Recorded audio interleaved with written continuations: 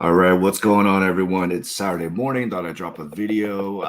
Today, I'm going to talk about Moderna on the 5-minute chart. Now, if you've been watching my videos, I dropped a few videos over last week or a week before about using EMA clouds as your friend while you're day trading, like options, etc.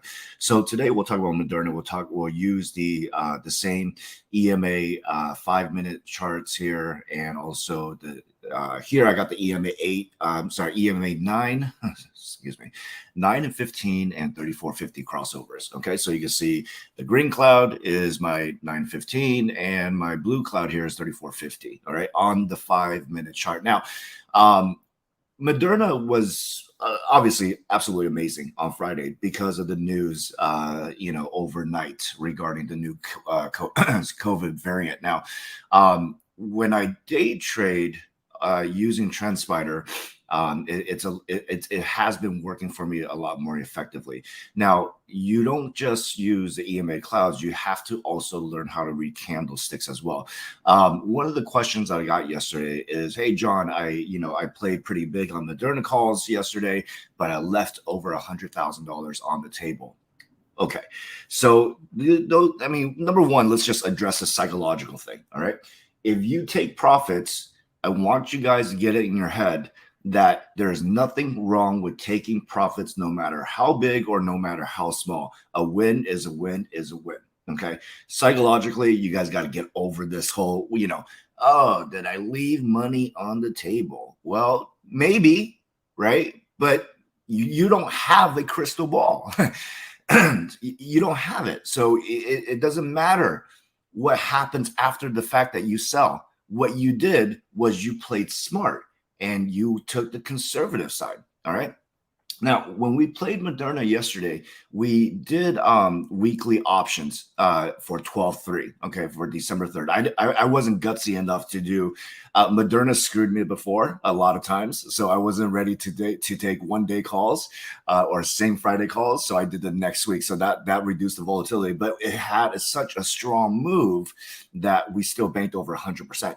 When you're banking over 100%, all right, get it out of your head that you need to get back in, or you need to write it out some more. You need to, be more greedy or more aggressive. Just stop that. Okay. But at least use the technicals as your advantage. So let's see. We got in, I got in yesterday right after this flush here, right? Anytime a stock runs pre-market, we saw that with Amazon yesterday, it flushes, all right, right at the bell. And sometimes it flushes a lot. But if it's got if it's got a lot of news and catalysts and bulls around it, of course, and volume, you can see the relative volume spiked right here in the morning as well on the 20 SMA 5-minute. But anyway, so we got in on this candlestick here because I wanted to see if the 915 chart or 915 cloud will hold up. So once it held up, I went for it, right? We took a 325 call, I believe. And then this is where I sold it, right about here, about 337. And the reason I did that is because it had 3 solid candlesticks. So we know that this run is getting extended. Okay. You can see the MACD flipping pretty high up here. And then here is what we call a tweezer top candlestick pattern, right? A tweezer top candlestick pattern simply means a reversal on the downside. Now, you never know how much it's going to reverse on the downside, right? Sure, there's still volume, etc. But it held the EMA pretty well. But I was not willing to risk 100%, 110%. 113% profit, just to like dwindle it down to like 75%, because this drop takes your profit down to about, under 90%, depending on where your calls were at. All right. Now, as it continues to run up, and it did so for the majority of the day, you can see that it just kind of keeps messing with an EMA 9, and finally it just kind of broke free and then hit right here to 350. When you're in a catalyst, when you're in an event such as this, I want you guys to also think, okay, is this run getting extended? Okay, where are the psychological resistances? Because in a run like this, you don't know where the 5-minute resistances, but you know that there are psychological barriers or resistances in the market: 350, 400, 375. 5, 10, 15, those whole dollar marks are always psychological resistances. So you saw right here, it hit 350.18.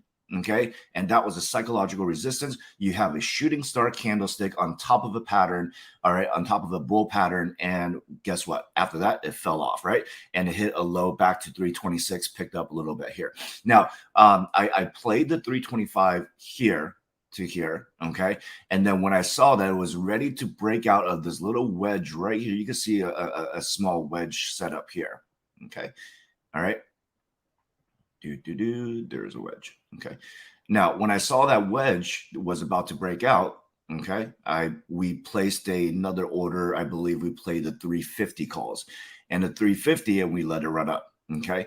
After it hit 350, I knew there was going to be some weaknesses, and then voila. All right. Now, of course, you could say, well, John, I mean, just I could have just bought a call and just sat all the way through. You could have, but hindsight is always 2020. You don't have a crystal ball, so you take profit when necessary. So here, 100% run. Here was roughly about 40% for me, 40% on the 12-3 calls. So we banked either way. All right. So with that being said, I want you guys to, I guess the most important message of this video is, number one, the market always has psychological resistances and support. Okay.